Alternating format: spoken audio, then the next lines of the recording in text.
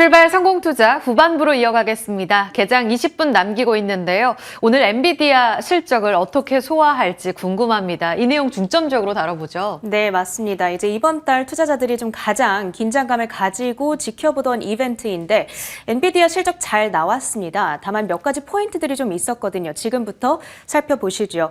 일단 미국 증시 마감 상황부터 복귀해 보도록 하겠습니다. 3대 지수는 혼조권에서 거래를 마쳤습니다. 보시다시피 출발은 강했습니다.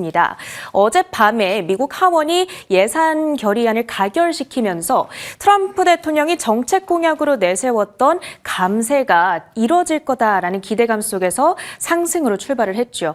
하지만 장중에 시장을 흔들었던 것은 트럼프의 관세 관련한 발언, 유럽의 25% 추가 관세를 조만간 발표하겠다라는 언급에 지수가 상승분을 대부분 반납해가는 움직임, 암호화폐 시장에서도 비트코인과 리플이 4%대 하락하면서 그 영향이 고스란히 반영이 됐습니다. 엔비디아는 실적에 대한 기대감 속에서 정규장에서 3.7% 올랐습니다. TSMC와 여타 반도체주들 일제히 올랐고요. 반면 테슬라는 중국에서 지금 배포하는 FSD의 성능이 생각보다 좋지 않다, 이런 이야기가 들려오면서 $300 선을 작년 11월 이후로 처음으로 반납하기도 했죠. 메타의 경우에는 280조 원을 들여서 AI 데이터 센터를 건립한다는 소식 속 2% 중반의 상승률을 시현했습니다. 오늘 아침서부터 부지런히 엔비디아 실적과 관련한 수치들 챙겨보셨을 텐데요. 다시 한번 리캡을 해보도록 하겠습니다. 매출액 393억 달러로 나왔습니다. 전년 동기 대비 8% 급증하면서 아주 양호하게 나왔고요. EPS 89센트, 예상됐던 84센트를 안정적으로 웃도는 수치가 나왔습니다. 1분기 매출 가이던스도 굉장히 잘 나왔고요. 다만 약간의 아쉬웠던 포인트 는 1분기 마진율 전망치 밴드를 70.5%에서 71.5% 컨센서스를 하회하는 수준이죠. 이 부분에서 투자자들이 약간의 동공지진이 있었습니다. 그러다 보니 이 수치가 나온 직후에 주가가 하락세를 그리기도 했었죠. 이번 실적 발표에서 가장 중요하게 보여졌던 관전 포인트로는 블랙웰에 대한 성과, 두 번째로는 이익률에 대한 추세가 있습니다. 지난 몇 분기에 걸쳐서 이익률이 조금씩 하락하는 추세를 그려왔었는데 이번에는 73.5%가 전망되고 있었던 가운데 아주 다행히도 마진율은 컨센서스에 부합하는 수준으로 발표가 됐습니다. 그리고 가장 중요한 것은 지금 AI 산업의 혁신을 이끌고 있는 데이터 센터 부문의 매출액이 될 텐데요. 456억 달러로 발표되면서 컨센서스를 크게 웃도는 성과를 기록했습니다. 그러다 보니까 게이밍 사업 등 좀 실망스러운 부문이 있었지만 충분히 상쇄하고도 남는 좋은 실적이었죠. 엔비디아 실적과 관련해서 우리 장에서 자극을 받을 수 있는 테마로는 액침 냉각, 유리기판, HBM, 소캠 등 이렇게 정리를 해봤습니다. 자세한 종목으로는 어떤 것들이 있는지 잠시 후 희재 앵커가 자세하게 정리를 해드릴 예정이고요. 엔비디아 컨퍼런스 콜이 1시간 전쯤 진행이 됐는데 거기 안에서 나왔던 내용들도 정리를 해봤습니다. 블랙웰의 결함이나 이 발열 문제에 대한 질문이 많이 나왔거든요. 그런데 이 문제들을 잘 해결해서 대량 생산을 본격적으로 시작했다 얘기를 했습니다. 4분기에만 110억 달러의 매출이 발생했다라고 얘기를 했고요. 그리고 Q&A에서 딥시크와 관련된 질문들도 상당히 많았는데 딥시크와 그록3가 등장함으로 인해서 오히려 우리 반도체에 대한 수요가 높아지고 있음을 강조했고요. 블랙웰 병목 현상과 관련해서는 수요가 빠르게 올라오고 있는 만큼 생산 규모를 확장 중이라는 코멘트, 그리고 차세대 성장 동력으로 지목되는 블랙웰 울트라, 루빈과 관련해서는 3월에 열리게 될 GTC 행사에서 자세하게 얘기하겠다라는 예고까지 등장을 했습니다. 그 밖에 뉴욕장 특징주들 조금 더 보시죠. 아마존 AI 비서, 이번에는 생성형 AI가 탑재된 알렉사 플러스를 공개를 했습니다. 주가 소폭의 오름세. GM의 경우에는 배당금 인상, 그리고 60억 규모의 신규 자사주 매입 시작을 발표하면서 4% 가까이 급등을 했는데요. 다만 루시드는 CEO 교체 소식에 급락을 하고 또 테슬라가 하락하기도 했던 만큼 우리 장에 뚜렷한 방향성을 제시하기는 어려울 것으로 보입니다. 있습니다. 전력망 관련주들 AI 이슈 거기에다가 재건까지 걸려 있는 쪽이 되겠는데요. G 버노바, 비스트라 등의 관련주들 일제히 급등으로 진행이 됐습니다. 하락 특징주 두 가지 꼽아볼 수가 있겠습니다. AI 소프트웨어 대장주격이었던 앱 러빈, 공매도 리포트가 두 개 더 나왔습니다. 데이터 무단 사용 의혹 그리고 메타 AI 광고 알고리즘을 도용했다 이 의혹을 받아가고 있는 상황인데요. 만약에 이것이 사실로 판명이 된다면 애플과 메타, 구글 등으로부터 소송을 받을 수가 있습니다. 다만 아직은 의혹일 뿐 확실하진 않으니까 뉴스를 팔로우해 보셔야겠고요. 아이온큐의 경우에는 매출이 좋았지만 손실폭이 증가했다라는 소식 속에서 시간의 거래에서 현재 8%의 하락세 나타내고 있습니다. 지금부터는 서울전략 가봅니다. 어제도 우리는 다시 한번 전약 후강의 힘을 막판에 확인했습니다. 어제 중화권 증시가 매우 좋았던 가운데 우리 시장도 그 여파를 받아가면서 오름세를 보였고요. 최근 들어서 여전히 연기금이 어제까지 37거래일째 우리 시장을 담고 있습니다. 딱 지금 우리 시장에 아쉬운 건 외국인의 수급 뿐인 것 같습니다. 어제까지 외국인 5거래 연속적으로 거래소를 팔았습니다.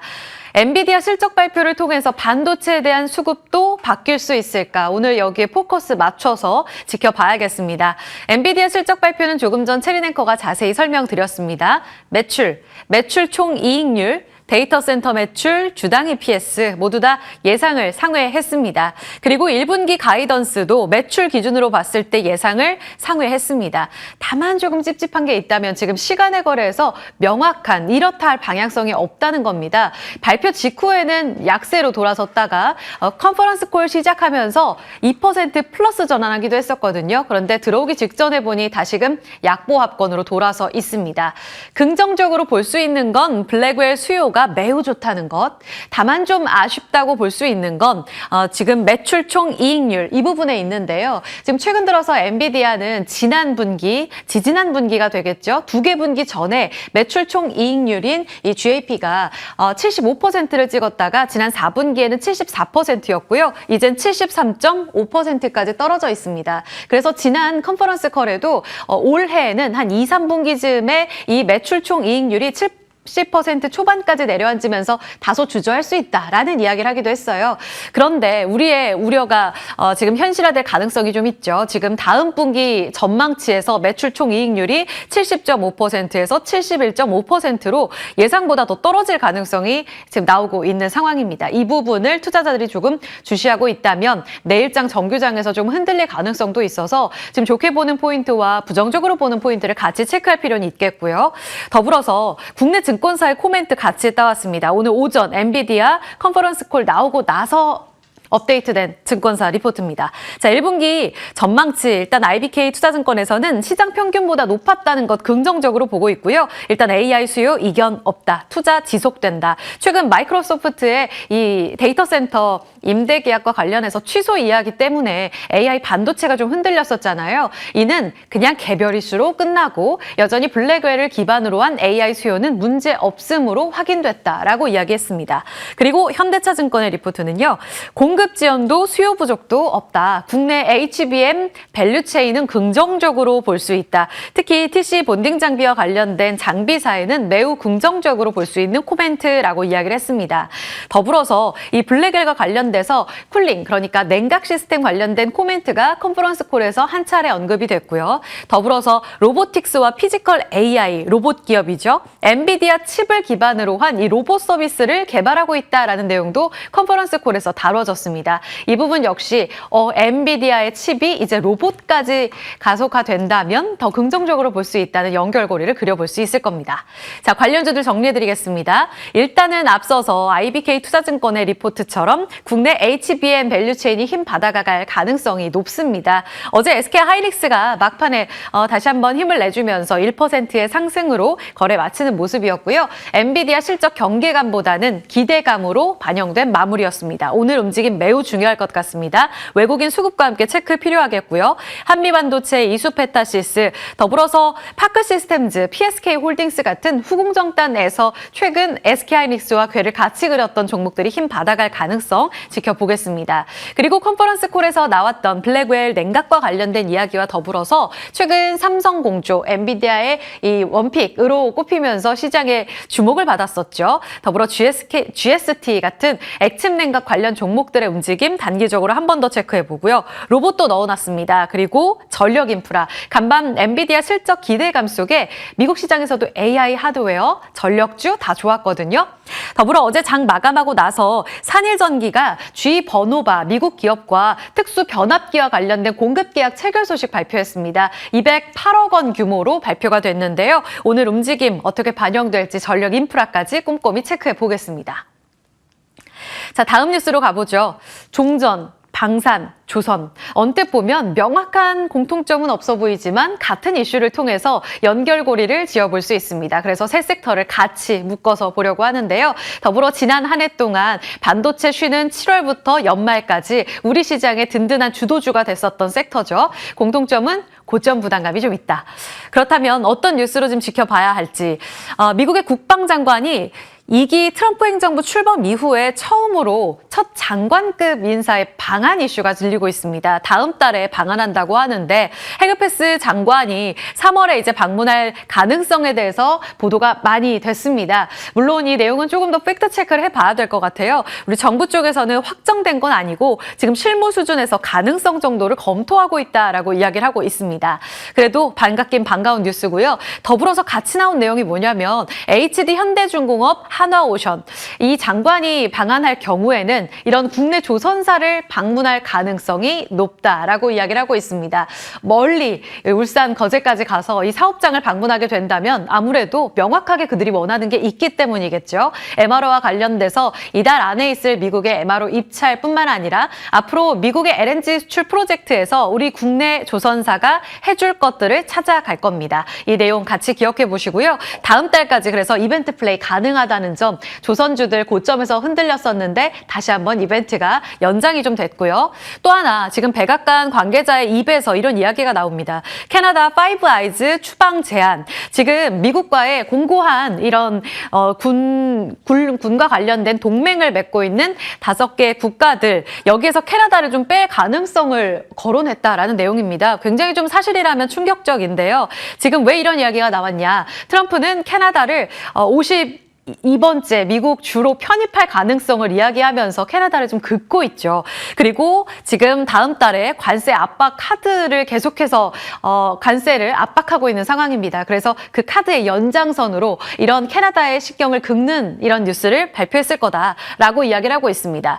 캐나다는 지금 궁지에 좀 몰렸다라고 이야기를 하고 있고요. DS투자증권에서는 캐나다가 안보를 고려할 경우에 연내에 있는 잠수함 프로젝트를 곧 사업자를 선정할 가능성이 높다고 보고 있습니다. 당연히 국내 쪽에 긍정적이죠. 경쟁사인 일본도 입찰을 포기한 상황이거든요. 그런 공간 안에서 국내 조선사들의 기대감을 가져볼 수 있는 내용들 다시 한번 검토가 필요합니다. 그런데 어제 좀 흔들렸던 이 MRO 관련 종목들을 다시 봐야 될까에 대한 기대감, 오늘 전략에 좀 녹여봐야 되겠습니다. HD 현대중공업과 하나오션이 이제는 각각 따로 수주에 나가지 않고 원팀으로 구성해서 이 국익을 위해 입찰에 나선다라는 이야기를 어제 전해드렸었거든요. 그런 내용을 감안해봤을 때 조선 산사들 앞선 날 내용을 다시 한번 반영해봤을 때 프리미엄을 받을 자리인지 체크가 필요하겠습니다.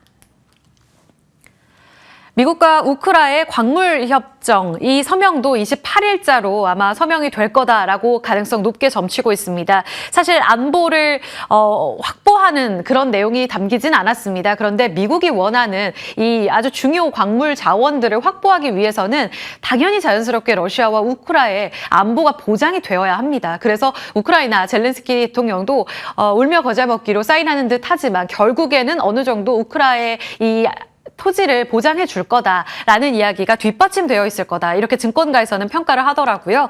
결국은 서로 윈윈하는 협정이 될 것인가. 그렇게 되면 종전이 임박해 있고 관련 종목들을 다시 한번 봐야 할 때인가. 지금 오늘 그로스 리서치에서 내놓은 아이톡시 같은 경우에는 게임사인데 2000년부터 우크라이나의 미디어, 방송 이런 사업을 협업해오면서 우리나라에서는 우크라이나 통으로 꼽힌다고 하더라고요. 그러면서 지금 우크라이나의 현지 법인을 갖고 있다고 합니다. 새롭게 수혜주로 부각받을 가능성이 있다라는 리포트가 나온 만큼 오늘 한 차례 재평가 기대해 보시고요. 방산주들도 같이 전략 잠시 후에 체크해 보겠습니다. 간단하게 리포트까지 보시죠. 미용 의료기기 장기 전망 밝다. 클래시스에 대한 TP 상향 조정 리포트가 나왔습니다. 어제 장중 고점 71,000원을 돌파했거든요. 근데 윗골이 길게 달리면서 마감했습니다. 58,000원이에요. 그런데 상상인에서는 72,000원까지 여력 있다. 볼륨어 올해 해외 수출 대폭 늘어난다. 그리고 이루다와의 합병 효과까지 기대해봤을 때 어제 고점까지 여력 있다면 지금도 기회일까요? 잠시 후 전략 체크하겠습니다. 브리핑이었습니다.